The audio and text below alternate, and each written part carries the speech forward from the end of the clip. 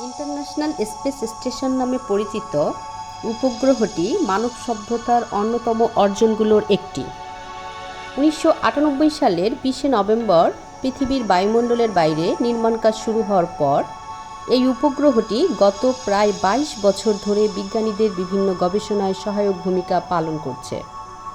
পৃথিবীকে কেন্দ্র করে ঘুরতে থাকা এই উপগ্রহটি ভূপৃষ্ঠ থেকে প্রায় ৪০০ কিলোমিটার উপরে অবস্থিত। ১২,০০০ কোটি ডলারেরও বেশি ব্যয়ে নির্মিত এই উপগ্রহটি আধুনিক যুগের সপ্তম আশ্চর্যের একটি আখ্যা দেওয়া যেতে পারে। মহাকাশে নভোচারীদের বসবাসের সুযোগ করে দেয়া এই উপগ্রহটি সম্পর্কে আপনাদের বিস্তারিত জানাতে এই ভিডিওটি তৈরি করা হয়েছে। প্রিয় দর্শক, চলুন তাহলে আর দেরি না করে পুতুল স্কুলের এই পর্বে আন্তর্জাতিক মহাকাশ স্টেশন সম্পর্কে বিস্তারিত জেনে আসি। নির্মাণ। আন্তর্জাতিক মহাকাশ স্টেশনটির সম্পূর্ণ নির্মাণ কাজ সম্পন্ন করা হয় বায়ুমণ্ডলের বাইরে।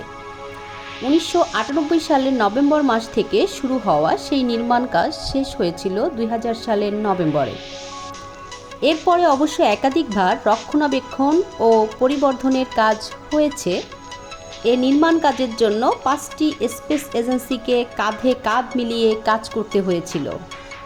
যুক্তরাষ্ট্রের জাতীয় মহাকাশ গবেষণা প্রতিষ্ঠান নাসা, রাশিয়ার রসকসমস, জাপানের জাক্সা, কানাডার সিএসএ এবং ইউরোপের ইএসএ, এই ৫টি স্পেস এজেন্সির ব্যানারে ওই কাজে হাত মিলিয়েছিল যুক্তরাষ্ট্র, যুক্তরাজ্য, France, Denmark, Italy, Netherland, Sweden, Canada, Germany, Switzerland, Belgium, Japan, Norway এবং রাশিয়া। উপগ্রহটি নির্মাণে মোট ৪২ বার মহাকাশ যাত্রার প্রয়োজন পড়ে। ওই যাত্রায় সরবরাহকৃত অংশগুলো মহাশূন্যে সংযুক্ত করেন নাসা এবং রসকসমসের প্রকৌশলীরা। উপগ্রহটিতে যুক্তরাষ্ট্র এবং রাশিয়ার নিয়ন্ত্রণাধীন দুটি সম্পূর্ণ আলাদা অংশ রয়েছে। অবস্থান। আগেই জানানো হয়েছে উপগ্রহটি ভূপৃষ্ঠ থেকে ৪০০ কিলোমিটারের কিছু বেশি উচ্চতায় পৃথিবীকে কেন্দ্র করে ঘুরছে, যা বিজ্ঞানের ভাষায় লো আর্থ অরবিট নামে পরিচিত। ভূপৃষ্ঠ থেকে প্রায় ১০০ কিলোমিটার উচ্চতায় বায়ুমণ্ডল শেষ হওয়ার পর থেকে শুরু হওয়া এই কক্ষপথটি সর্বোচ্চ সীমা ভূপৃষ্ঠ থেকে ২৫০০ কিলোমিটার উচ্চতায়। পৃথিবীকে কেন্দ্র করে নিয়মিত ঘূর্ণনের সময় উপগ্রহটির আপেক্ষিক অবস্থান পরিবর্তন করতে চাইলে উপগ্রহটির সাথে যুক্ত মহাকাশযানগুলোর ইঞ্জিন ব্যবহার করা হয়। ইঞ্জিনের নজল চাহিদামতো ঘুরিয়ে এই কাজটি সম্পন্ন করা হয়, যা স্পেস স্টেশনে বসবাসকারী নভোচারীরাই করে থাকে। তবে সেগুলোয় কোনো ত্রুটি দেখা দিলে তাদের স্পেস ওয়ার্ক করতে হয়। বিশেষ প্রতিরক্ষা স্যুট পরা অবস্থায় উপগ্রহটির বাইরে এই মহাকাশ ঘুরে বেড়ান নভোচারীরা। উদ্দেশ্য অবশ্য ভ্রমণ করা না, ত্রুটি মেরামত করা। গত ২ দশকে স্পেস স্টেশনে বসবাসকারী নভোচারীরা এমন ২ শতাধিক স্পেস ওয়ার্ক সফল করেছেন। আকৃতি। নির্মাণ কাজ শেষে স্পেস স্টেশনটির মোট ওজন দাঁড়ায় প্রায় ৪,২০,০০০ কিলোগ্রাম।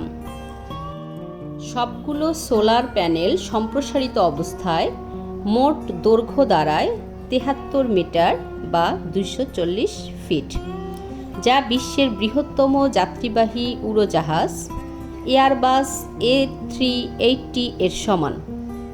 এর প্রস্থ ১০৯ মিটার বা প্রায় ৩৫৮ ফিট। সব মিলে উপগ্রহটিতে বায়ুচাপ নিয়ন্ত্রিত এলাকার আয়তন ৯০০ ঘনমিটারের বেশি। তবে নাসার ভাষ্য অনুযায়ী এর মধ্যে স্বাচ্ছন্দ্যে বসবাস করার মতো এলাকার আয়তন ৪০০ ঘনমিটার বা ১৪,০০০ ঘনফিটের কিছু কম। ইন্টারন্যাশনাল স্পেস স্টেশনের গতি। নাসার হিসেব অনুযায়ী গড়ে প্রতি ১.৫ ঘন্টা বা ৯০ মিনিটে উপগ্রহটি একবার পৃথিবীকে কেন্দ্র করে পাক খায়। অর্থাৎ প্রতি সেকেন্ডে গতি দাঁড়াচ্ছে 5 মাইল বা 7.5 কিলোমিটার। তার মানে উপগ্রহটির গতি ঘন্টায় 17,000 মাইল বা 27,500 কিলোমিটারেরও বেশি। ভরবেগের নিত্যতা সূত্রের কারণে এখানে বসবাসকারী নভোচারীরা উপগ্রহটির তুমুল গতি উপলব্ধি করতে একেবারেই পারেন না, কেননা উপগ্রহটির ভেতরে থাকা সব কিছুর মতো নভোচারীরাও সমান বেগে উপগ্রহটির সাথে ছুটে চলেছে। এই গতিতে পৃথিবীকে প্রদক্ষিণ করার ফলে ইন্টারন্যাশনাল স্পেস স্টেশনে বসবাসরত নভোচারীদের প্রতি 24 ঘন্টায় 16টি করে সূর্যোদয় এবং সূর্যাস্তের অনুপম সৌন্দর্য উপভোগের সুযোগ পায়। ইন্টারন্যাশনাল স্পেস স্টেশনের উজ্জ্বলতা। ভূপৃষ্ঠ থেকে 400 কিলোমিটার উচ্চতা শুনতে অনেক বেশি মনে হলেও অন্ধকারের আকাশে দৃশ্যমান অন্যান্য বস্তুর তুলনায় তা একেবারেই নগণ্য। এ কারণে পৃথিবীর আকাশে দৃশ্যমান বস্তুগুলোর মধ্যে উজ্জ্বলতার হিসাবে এবং শুক্র গ্রহের পরেই রয়েছে এই উপগ্রহটি। তাই উপযুক্ত পরিবেশে পৃথিবী থেকে খালি চোখে এই উপগ্রহটি দেখা সম্ভব। আর হাতের নাগালে টেলিস্কোপ থাকলে তো কথাই নেই। অক্ষাংশ এবং দ্রাঘিমাংশ অনুযায়ী ঠিক কখন উপগ্রহটি আপনার মাথার উপরে থাকবে তা জেনে নিতে পারেন নাসার ওয়েবসাইট থেকে। আর খালি চোখে দেখতে চাইলে সূর্যোদয়ের ঠিক আগের সময়টাই উপযুক্ত। ওই সময়ে বাতাসে ধূলিকণার পরিমাণ খুবই কম থাকে। ইন্টারন্যাশনাল স্পেস স্টেশনের নিয়ন্ত্রণ। আর সব কৃত্রিম উপগ্রহের মতো ইন্টারন্যাশনাল স্পেস স্টেশনের অধিকাংশ কার্যক্রম কম্পিউটারের মাধ্যমেই নিয়ন্ত্রণ করা হয়। এর মধ্যে রয়েছে স্টেশনের তাপমাত্রা, আর্দ্রতা, মাধ্যাকর্ষণ শক্তি এবং বায়ুচাপ নিয়ন্ত্রণ ব্যবস্থা। আছে দৈত্যাকার সোলার প্যানেলগুলোর দিক নিয়ন্ত্রণের উপায়। এছাড়া সুপেয় পানি এবং অক্সিজেন উৎপাদন প্রক্রিয়া তো রয়েছেই। এসব নিয়ন্ত্রণ ব্যবস্থার কাজে মোট 44টি কম্পিউটার ব্যবহার করা হয়, যাতে চলমান সফটওয়্যারগুলো তৈরি করতে কোড লিখতে হয়েছে প্রায় 23 লাখ লাইন। আর সব মিলিয়ে এই নিয়ন্ত্রণ ব্যবস্থাগুলো সচল রাখতে বিদ্যুৎ সরবরাহের জন্য স্টেশনটির ভেতর থাকা মোট বৈদ্যুতিক তারের দৈর্ঘ্য 8 কিলোমিটারেরও বেশি। এতে সরবরাহকৃত বিদ্যুৎ উৎপন্ন হয় স্টেশনের বাইরে অবস্থিত বিশাল আকৃতির 8টি সোলার প্যানেলের মাধ্যমে, যেগুলো 75 থেকে 90 কিলোওয়াট পর্যন্ত বিদ্যুৎ উৎপাদন করতে পারে। ইন্টারন্যাশনাল স্পেস স্টেশন যাতায়াত।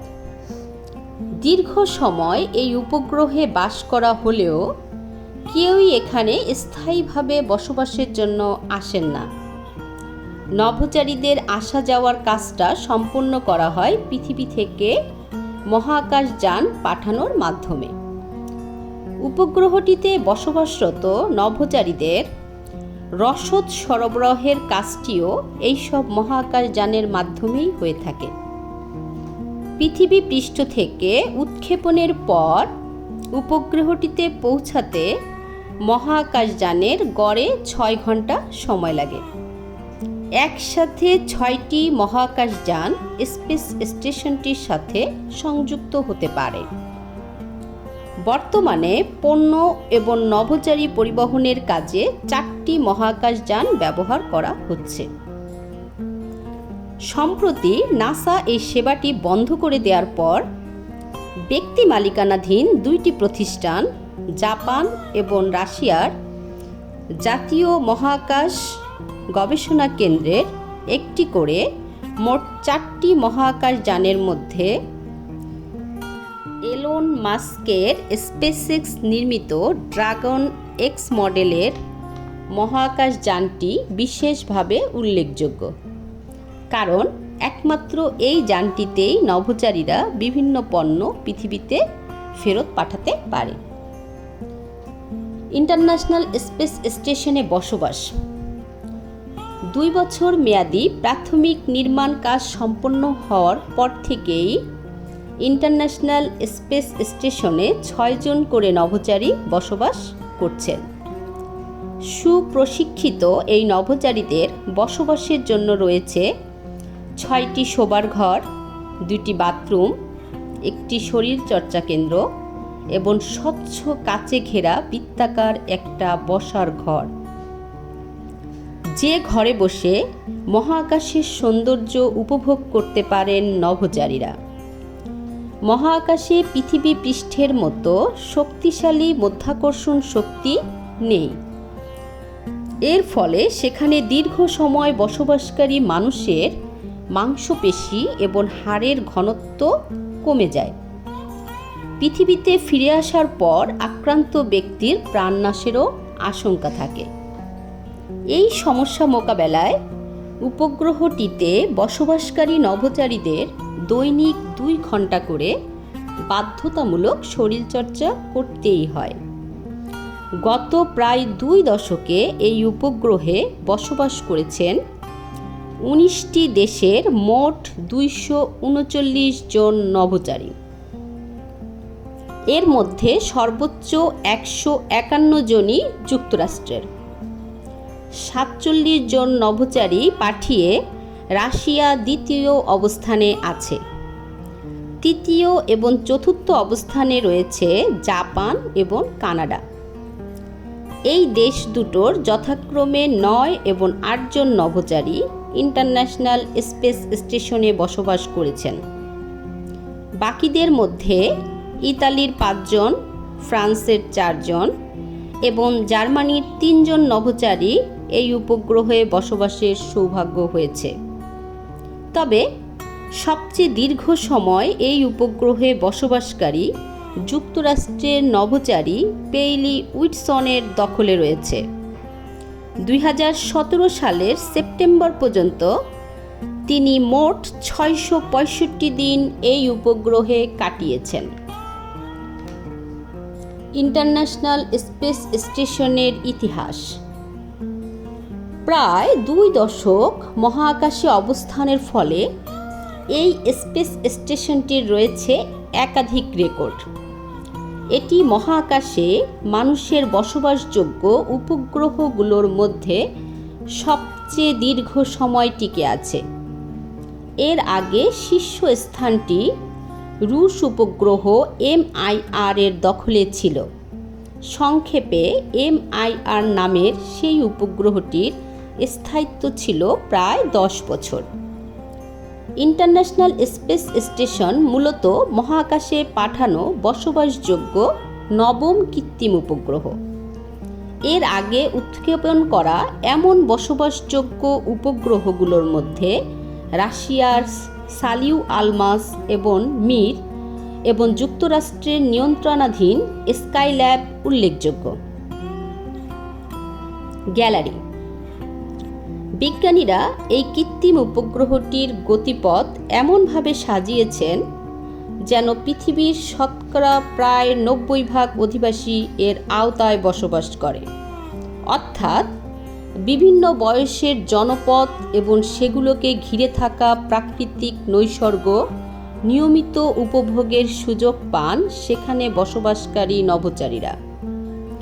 সেই রোমাঞ্চকর পৃথিবীর মানুষের কাছে ছড়িয়ে দেওয়ার উদ্দেশ্যে নাসায় রয়েছে একটা বিশেষ গ্যালারি। প্রতিদিন যেখানে হাজার হাজার অভিনব এবং অনুপম সব স্থির চিত্র যোগ করছেন এই নভোচারীরা। এই ওয়েবসাইটে সেই ছবিগুলো আপনিও উপভোগ করতে পারেন।